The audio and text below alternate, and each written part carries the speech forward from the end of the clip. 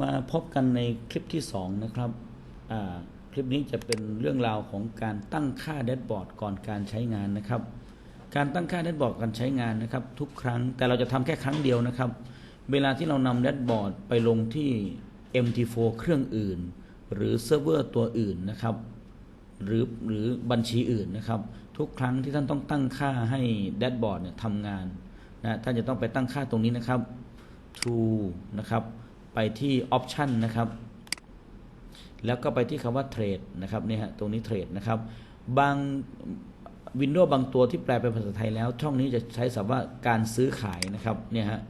ท่านต้องไปออกคำสั่ง one click trading ตรงนี้ครับ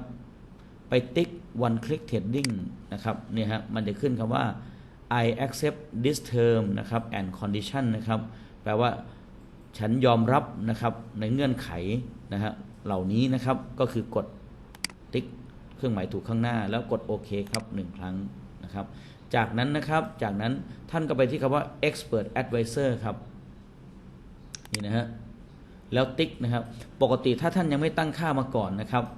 ตรงเนี้ยมันจะไม่มีเครื่องหมายนี้นะครับมันจะขึ้นมาแบบนี้ก่อนนะครับอย่าลืมติ๊กแบบนี้ครับติ๊ก1นะครับผมจะขออนุญาตนับอย่างนี้แถวที่1แถว2แถว3แถว4แถว5นะครับ1 2 3 4 5ปกตินะครับช่องนี้จะไม่เปิดนะครับแต่เวลาท่านตอนเซตค่าครั้งแรกนะครับให้กดตรงนี้ปึ้ง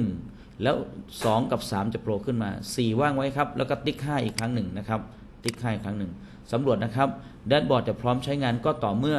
ติ๊กด้านหน้า1ครั้งแล้วก็2 3จะปรากฏขึ้นมาเองแล้วก็4ว่างไว้แล้วก็5นะครับปุ่มเหล่านี้คือการอนุญาตนะครับ allow automate นะครับTrading ก็คืออนุญาตให้มีการเทรดแบบอัตโนมัตินะครับจากนั้นพอท่านตั้งค่าเสร็จก็กดโอเคครับแปลว่าแดชบอร์ดพร้อมใช้งานข้อสังเกตครับ